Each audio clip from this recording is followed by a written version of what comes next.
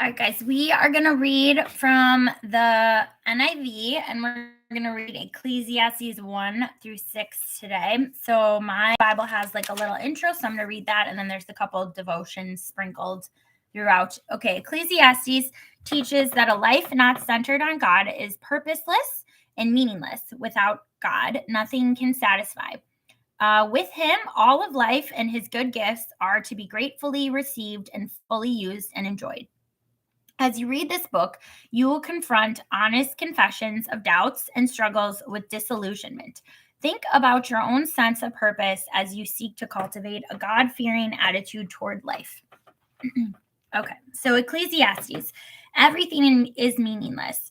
The words of the teacher, son of David, king in Jerusalem. Meaningless, meaningless, says the teacher, utterly meaningless. Everything is meaningless. What does man gain from all his labor, at which he toils under the sun? Generations come and generations go, but the earth remains forever.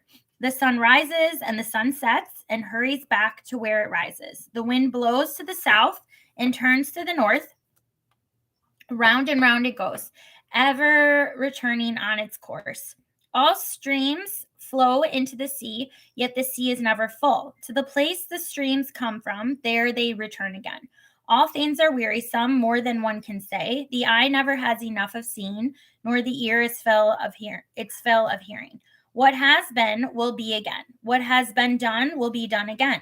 There is nothing new under the sun. Is there anything of which one can say, look, this is something new. It was here already long ago. It was here before our time. There is no remembrance of men of old, and even those who are yet to come will not be remembered by those who follow.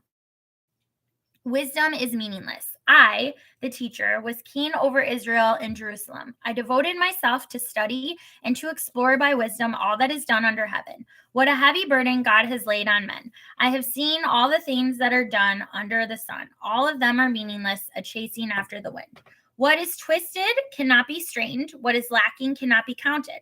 I thought to myself, look, I have grown and increased in wisdom more than anyone who has ruled over Jerusalem before me. I have experienced much of wisdom and knowledge. Then I applied myself to the understanding of wisdom and also of madness and folly. But I learned that this too is a chasing after the wind. For with much wisdom comes much sorrow. The more knowledge, the more grief. Pleasures are meaningless.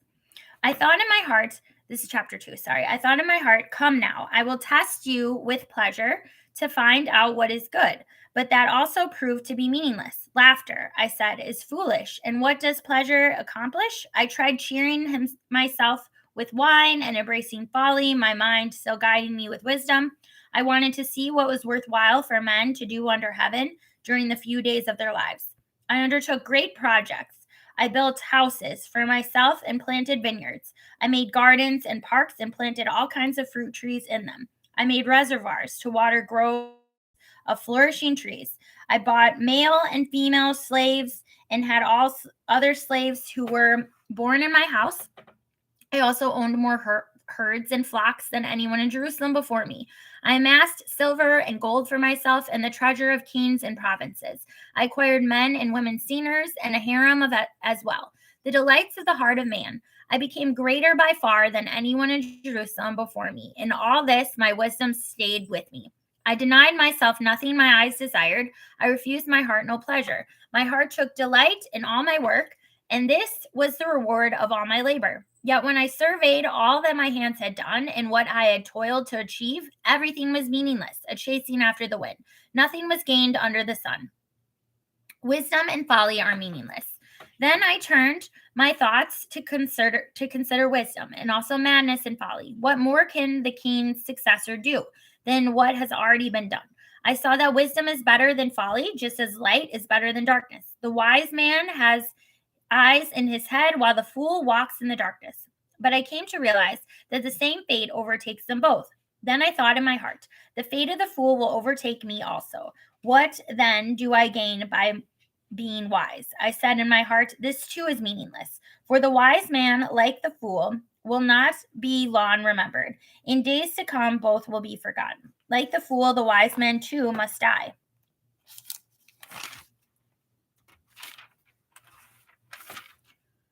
Toil is meaningless. So I hated life because the work that is done under the sun was grievous to me. All of it is meaningless, a chasing after the wind. I hated all the things I had toiled for under the sun because I must leave them to the one who comes after me. And who knows whether he still will be a wise man or a fool.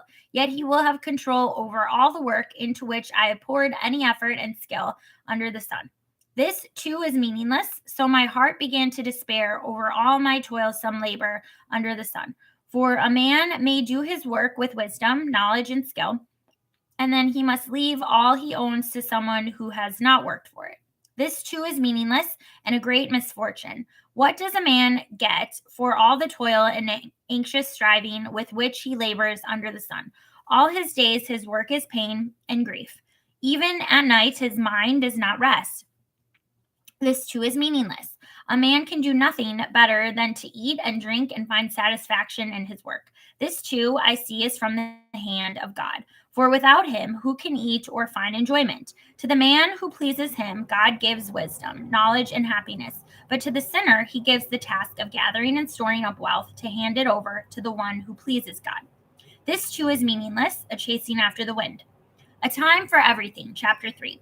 There is a time for everything and a season for every activity under heaven, a time to be born and a time to die, a time to plant and a time to uproot, a time to kill and a time to heal, a time to tear down and a time to build, a time to weep and a time to laugh, a time to mourn and a time to dance, a time to scatter stones and a time to gather them, a time to embrace and a time to refrain, a time to search and a time to give up, a time to keep and a time to throw away, a time to tear and a time to mend, a time to be silent and a time to speak, a time to love and a time to hate, a time for war and a time for peace. What does the worker gain from his toil? I have seen the burden God has laid on men. He has made everything beautiful in its time. He has also set eternity in the hearts of men, yet they cannot fathom what God has done from beginning to end. I know that there is nothing better for men than to be happy and do good while they live, that everyone may eat and drink and find satisfaction in all his toil, that this is the gift of God. I know that everything God does will endure forever. Nothing can be added to it and nothing taken from it. God does it so that men will revere him. Whatever has already been, and what will be has been before, and God will call the past to account. And I saw something else under the sun.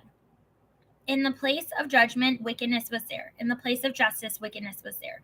I thought in my heart, God will bring to judgment both the righteous and the wicked, for there will be a time for every activity, a time for every deed. I also thought, as for men, God tests them so that they may see that they are like the animals. Man's fate is like that of the animals. The same fate awaits them both. As one dies, so dies the other. All have the same breath. Man has no advantage over the animal. Everything is meaningless. All go to the same place, all come from dust, and to dust all return. Who knows if the spirit of man rises upward, and if the spirit of the animal goes down into the earth? So I saw that there is nothing better for a man than to enjoy his work, because that is his lot. For who can bring him to see what will happen after him? Okay, so here is the first devotion. It's from Ecclesiastes 3, verse 1. Author is Judith Couchman. Passage is Ecclesiastes 3, verse 1 to 14. Timing is everything. For several decades, George Burns and Gracie Allen entertained audiences with their unique humor. With George as a straight man and Gracie as a dizzy but lovable wife, they moved from vaudeville to radio to television and into the hearts of millions.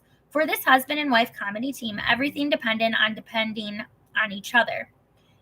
His questions set up her rapid-fire explanations. Her concluding one-liners needed his deadpan responses. The ability to reply at the right time and in the appropriate manner made their comedy sparkle. There's a mystique about timing. When it's right, it's fabulous. When it's wrong, it's a disaster. It takes listening to the inner self to make it work, not just in comedy, but in all of life. We speak of the right timing to get married, to start a business, to have children, to change jobs, to risk a new venture, even to take a vacation. Some of us sense this timing intuitively, others plan it. Either way, we know that timing makes a difference. It affects our outlook and success, so sometimes we stop and say it's not the right time yet. And even if they don't understand, people make room for a delayed decision. Oddly, we forget to give the same room to God. Maybe it's because we know He's capable of doing anything, but we get impatient waiting for God. We forget that He waits for the right timing too. In fact, He knows the perfect timing, even though it looks illogical to us. His ways are not our ways, and neither are His timetables our timetables. But when we wait for His timing, nothing can compare with its abiding impact on us. Okay, chapter 4, oppression, toil, friendliness. Again, I looked and saw all the oppression that was taking place under the sun. I saw the tears of the oppressed, and they have no comforter. Power was on the side of their oppressors, and they have no comforter. And I declared that the dead who had already died and are happier than the living who are still alive. But better than both is he who has not yet been, who has not seen the evil that is done under the sun. And I saw that all labor and all achievement spring from man's envy of his neighbor. This too is meaningless, a chasing after the wind. The fool folds his hands and ruins himself. Better one handful with tranquility than two handfuls with toil. And chasing after the wind, again I saw something meaningless under the sun. There was a man all alone. He had neither son nor brother. There was no end to his toil. Yet his eyes were not content with his wealth. For whom am I toiling, he asked, and why am I depriving myself of enjoyment? This too is meaningless, a miserable business. Two are better than one, because they have a good return for their work. If one falls down, his friend can help him up, but pity the man who falls and has no one to help him up. Also, if two lie down together, they will keep warm. But how can one keep warm alone? Though one may be overpowered, two can defend themselves. A cord of 3 strands is not quickly broken. Advancement is meaningless. Better a poor but wise youth than an old but foolish king who no longer knows how to take warning. The youth may have come from prison to the kingship, or he may have been born in poverty within his kingdom. I saw that all who lived and walked under the sun followed the youth, the king's successor. There was no end to all the people who were before them, but those who came later were not pleased with the successor. This too is meaningless, a chasing after the wind. Chapter 5, stand in awe of God.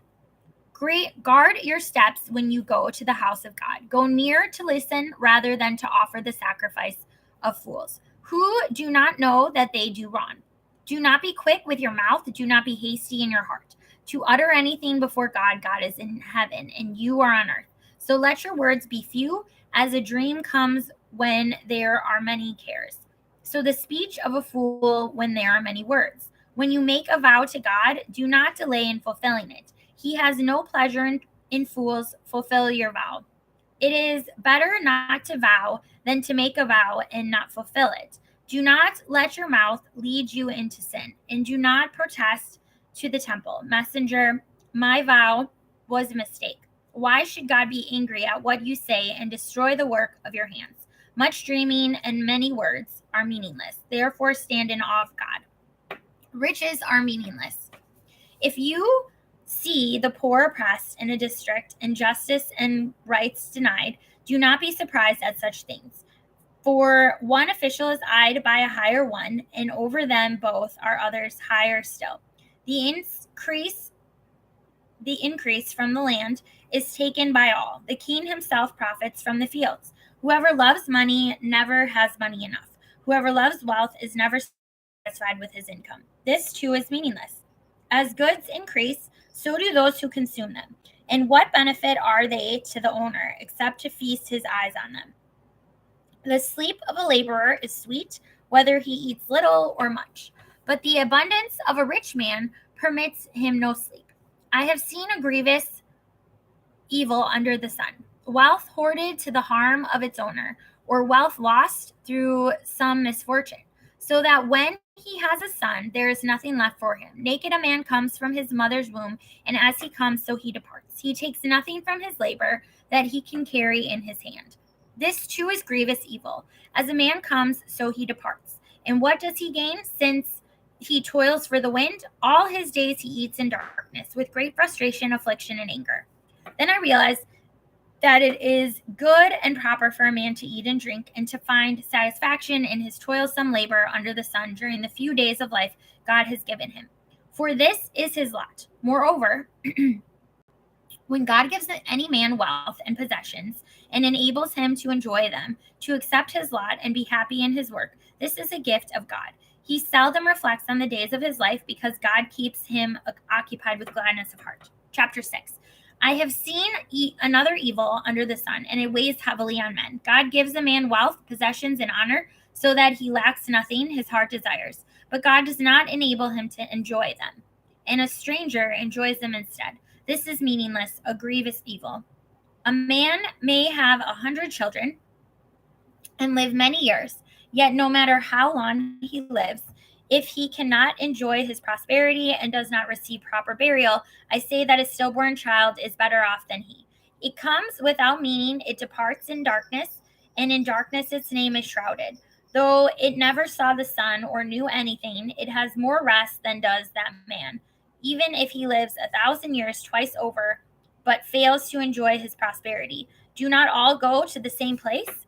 All man's efforts are from his mouth, yet his appetite is never satisfied. What advantage has a wise man over a fool? What does a poor man gain by knowing how to conduct himself before others? Better what the eye sees than the roving of the appetite. This too is meaningless, a chasing after the wind. Whatever exists has already been named, and what man has been known. No man can contend with one who is stronger than he. The more the words, the less the meaning, and how does that profit anyone? For who knows what is good for a man in life during the few and meaningless days he passes through like a shadow? Who can tell him what will happen under the sun after he is gone? Okay, guys, we'll read 7 through, I think it ends at 12. Yep, through 12 next time. Bye.